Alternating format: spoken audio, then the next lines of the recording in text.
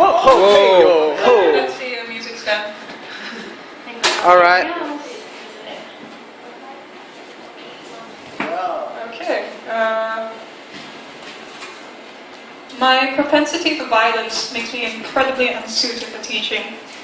I always wish I was a teacher. I don't know the secret. I don't know the keystone, the way, the right things to say, to open up a mind, or to help close it to things that, to help close it to the cruel world, or to open it to wonder. How does this work? I want to ask, how does this work? Charlene, will you teach me? Will you teach me how to teach? Will you teach me how to say? Will you teach me what to sing? Will you teach me? Show me. Help me. I've tried though. Many people have tried to ask me, how do you do this improv thing? What runs through your mind as you go through it? And the truth is, no one really knows, because these are just things I've always thought about. And it's not something that teachers know what they do, they just do. And it's not something that you learn how to do, it's just something you've been taught not to do.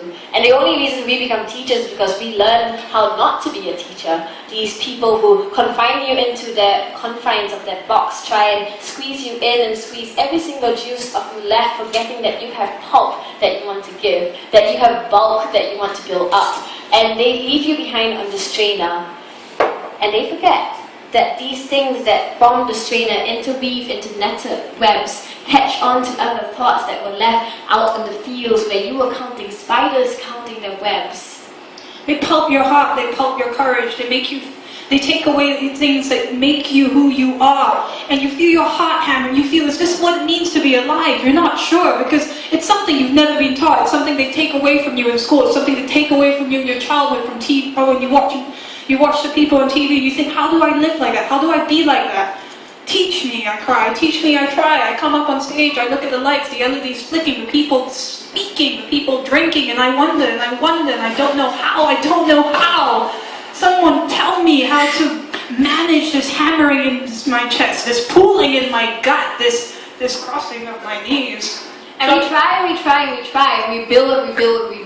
And the problem is that we try our best to bulk up in our gym, build up our muscles, and we forget that it's easy enough to find cartons of orange juice in supermarkets with extra pulp. And the problem with being commercial is that after a while, everyone has extra pulp. And what's the point of having extra pulp if everyone else is just pulp and no more juice? And you forget that there is thought that needs to be processed, there is edits that need to be made, and no one knows anymore what the edits are, because our grammar has been convulsed into U's and I's and 1-2's instead of want to. So what do we do when we have reduced everything else into numbers? We reduce everything else to numbers, prices on the supermarket shelf, when you can buy pulp off the shelf, pulp to replace what was left inside of you, when you don't know what to do.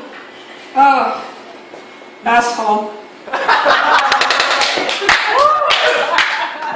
And the problem is we never know we're turning assholes, because we don't turn around and see what an asshole looks like. Our neck doesn't stretch that far. We can't bend over backwards. We only know how to look in front, to keep moving forward, and we keep moving forward without knowing what other ventures we can go, what other alternative movements we can make. In the supermarket, down the gallery, trying to look at the price, trying to figure it out, trying to see which pulp will be the right orange juice, cranberry, pomegranate, apple, grapefruit, fucking. And what's the most antioxidants, the most vitamins, the most unique pulp we can find, the best fruit, the most organic to replace whatever was in your soul before you started on the road to education. When you started and you asked your teacher, how? Teach me how to be human, teach me how to manage my soul, teach me how to say what I need to say. And we try to remain organic, try to keep away all the pesticides from our produce, keep away all the chemicals we can find in our crops. But that doesn't work that way, because there will always be chemicals finding their way down to our valleys, into our canals, and straight into our soil. Spraying chemicals on our heart, our minds and soul, spraying chemicals on the things we see, spraying chemicals in our eyeballs, but messing with the chemicals in our brain, that massive magical thing in our heads, in our bodies, that combine, that spark, that electricity. Something that makes up whatever it is we are. Kill the Pulp. parasite, kill the parasite, kill the parasite. Barrier alert, you need to kill the parasite, kill the parasite, kill the parasite right now before it sucks No. up all your soul, right No. now from the bottom of your throat. I Kill it, say kill no. it, kill it, kill I it. say no. I say no. That's all.